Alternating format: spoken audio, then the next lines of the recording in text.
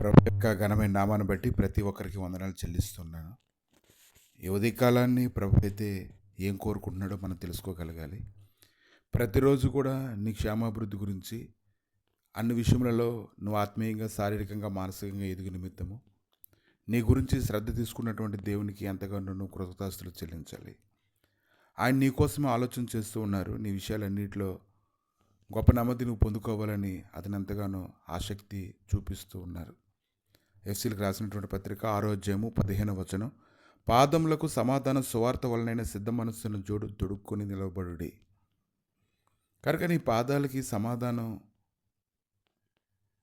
సువార్త వలనైన సిద్ధ మనస్సు జోడు తొడుక్కొని ఉండాలని, ఎల్లప్పుడూ కూడా నువ్వు సమాధానం కలిగి జీవించాలని ఆయన కోరుకుంటూ ఉన్నారు. మీకా 6వ అధ్యాయం 8వ వచనం, న్యాయంగా నడుచుకుంటయు, కనికరమును ప్రేమించుటయు, దేన మనసు కలిగి నీ దేవుని ఎదుట ప్రవర్తించుటయు, ఇంతే కదా యెహోవా నిన్ను అడుగుచున్నాడు. కనుక ఇతరుల గురించి మనం ఎలాగైతే ఇతరులకు సహాయం చేయాలని కోరుకుంటామో, వారు కూడా మనకి అలాగే సహాయం చేయాలని మనం కోరుకుంటాము. ఇతరులకు మనం సహాయం చేస్తారని మనం చేయం, కానీ ఇతరులకి మనం సహాయం చేయాలి ప్రభువుని బట్టిన మన ఆలోచన ఎలాగైతే చేస్తామో, అందరూ కూడా అలాగే ఈ దినాన ఆయన కొరకు ప్రత్యేకంగా జీవించాలని ఆయన కోరుకుంటూ ఉంటారు. కనుక మేకా గ్రంథంలోని ధ్యానిస్తూ ఉన్నప్పుడు అనేక సంగతులు మనం తెలుసుకుంటూ ఉన్నాము. తన ప్రజలతో ఆయన ఎలా వ్యవహరించారనేటువంటి సంగతిని గురించి ఆలోచన చేస్తూ ఉన్నప్పుడు ఆయన చాలా ప్రత్యేకంగా వారిని చూశారు. నా జనులారా ఆయన బోధించాడు, మనసుకు తెచ్చుకోమని ఆయన చెప్పారు. కఠినంగా ఉన్నటువంటి వారందరినీ కూడా ఆయన ఎంతగానో కృప చూపించి వారిని నెమ్మది కలిగి ఉన్నటువంటి స్థితిలో నడిపించాలని ఆయన కోరుకుంటూ ఉన్నారు. మీకు అధ్యాయం అంతటి కూడా కొన్ని విషయాలు కానీ గమనించినట్లయితే, ఏం తీసుకుని వచ్చి నేను యెహోవాను దర్శింతును, ఏం తీసుకుని వచ్చి మహోన్నతమైన దేవుని సన్నిధి నమస్కారం చేయుదును, దహన బలులను ఏడాది దూడలను అర్పించి దర్శించిన, వేల కొలది పొట్టేళ్లను, వేలాది నదులంతా విస్తారమైన తైల్యమును ఆయనకు సంతోషం కలుగుచేయన, నా అతిక్రమములకే నా జ్యేష్ఠపుత్రి నేను ఇత్తిన, నా పాప పరిహారమునకే నా గర్భఫలం నేను ఇత్తిన. వీటన్నిటి గురించి మనం చేయాలంటే అది చాలా కష్టమైనటువంటి పని. కానీ ప్రభు ఏం కోరుకుంటున్నారు? న్యాయంగా నడుచుకోవాలంటున్నారు, కనికరమును ప్రేమించాలంటున్నారు, దీన మనసు కలిగి నువ్వు నా ఎదుట నువ్వు ఉండు అని ఆయన మాట్లాడుతూ ఉన్నారు. కాబట్టి ఇటువంటి వాటిని బలిగా అర్పించడానికి మనం ఇష్టపడుతూ ఉండాలి. ఆయన సంతోషపెట్టడానికి మనం నిజంగా ఆలోచన కలిగి ఉండాలి. ఆయన ఎన్నో విషయాలను ప్రకటిస్తూ ఉన్నప్పుడు తన ప్రజలను గద్దించక, వారి మీద విరుచుకుపడక, వారిని ప్రేమించి నెమ్మదిగా వారిని నడిపించడానికి ఆయన ఎంతగా ఇష్టపడ్డాన్ని మనం చూస్తూ ఉన్నాం.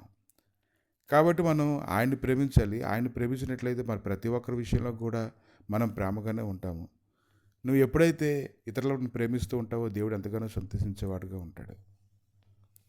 కనుక అనేక మంది అనేక కష్టాల్లో ఉన్నప్పుడు, బలహీనతల్లో ఉండేటప్పుడు వారిని మనం జ్ఞాపకం చేసుకున్నట్లయితే దేవుడికి ఎంత ఇష్టం. దేవుడు ఎంతో దయ చూపించి మనం ఎలాగైతే కృప చూపించి నడిపించాడో, మనం కూడా అలాగే ఆయన విషయంలో అలాగా ఆయనకి ఇష్టం వచ్చినట్లుగా నడవడానికి మనం సిద్ధపడుతూ ఉండాలి.